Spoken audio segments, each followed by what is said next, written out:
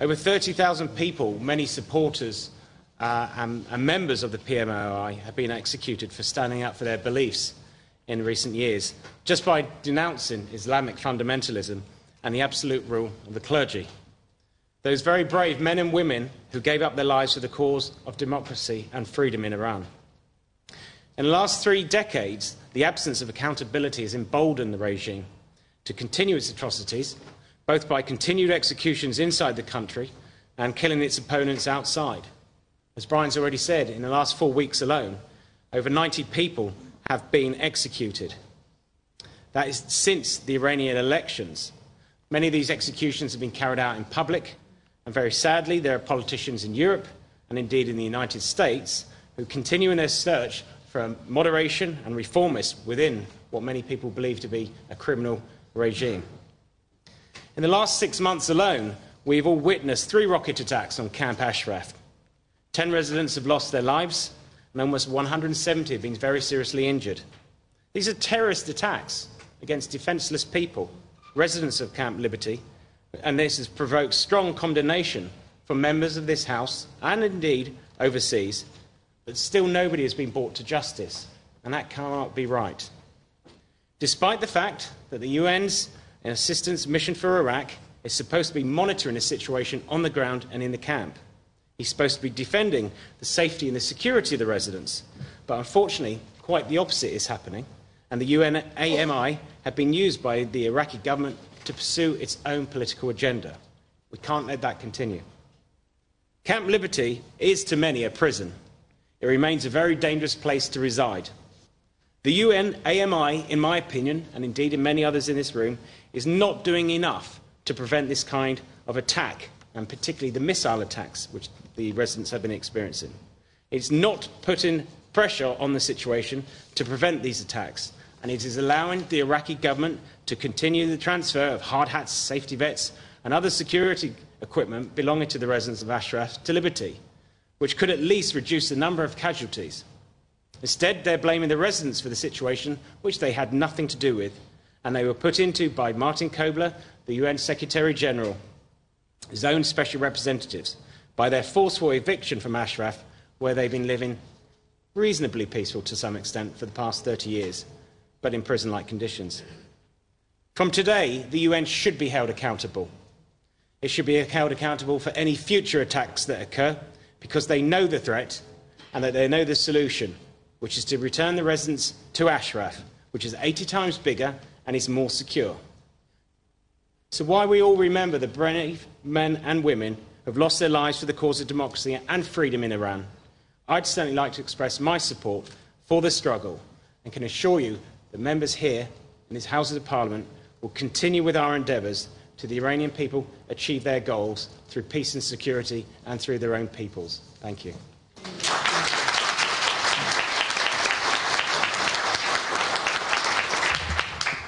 Thank you, Ken. And again, it's a great privilege to be amongst friends.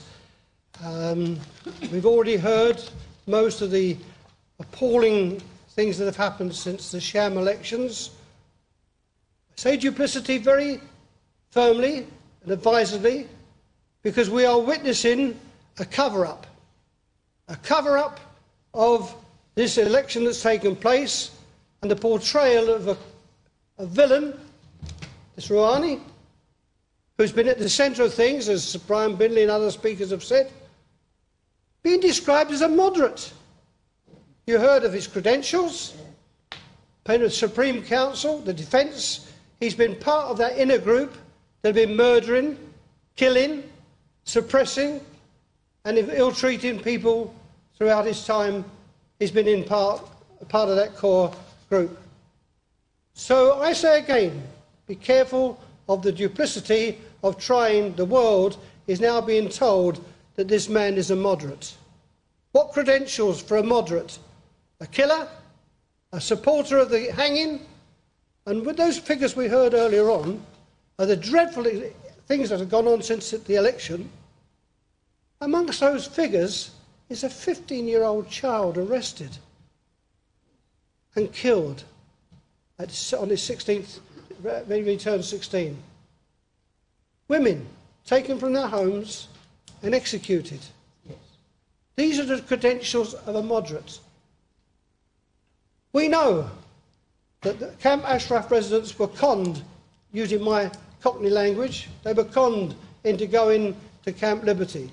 And all the time, that horrible person, Kobler, I don't like even mentioning his name. How on earth can somebody represent the United Nations, which is founded on the liberty of all, founded on the freedom of all?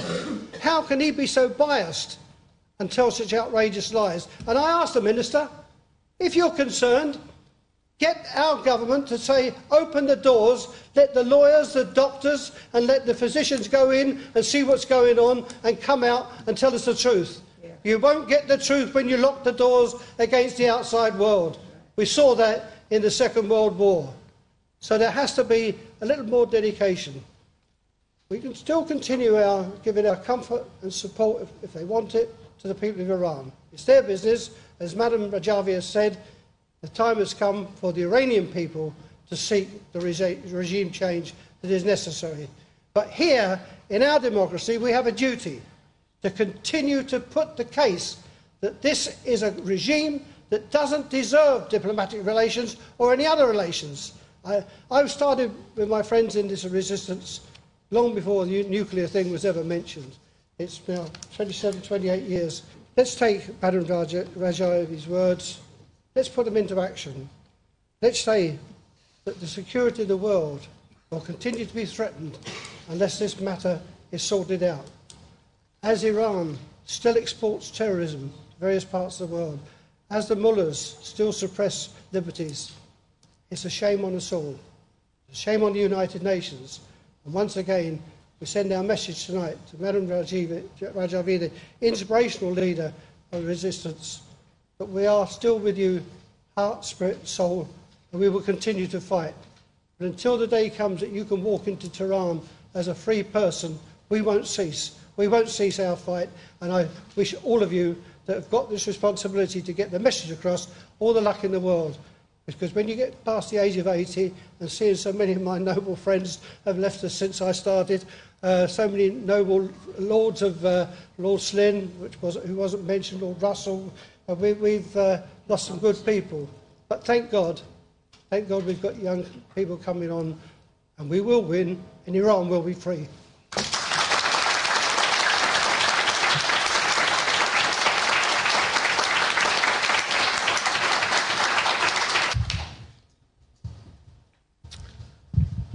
Well, thank you very much. It's very nice to be with you this evening. I don't think I need to go over what so many other excellent speakers have said, but I do want to just simply pose the question, what is the state of affairs in Iran? Well, we know how they paved their way to the presidential election. They did it with a path of brutality and executions. Teachers, poets, engineers, ethnic and religious minorities, anyone who dares to speak out, sentenced under fabricated charges.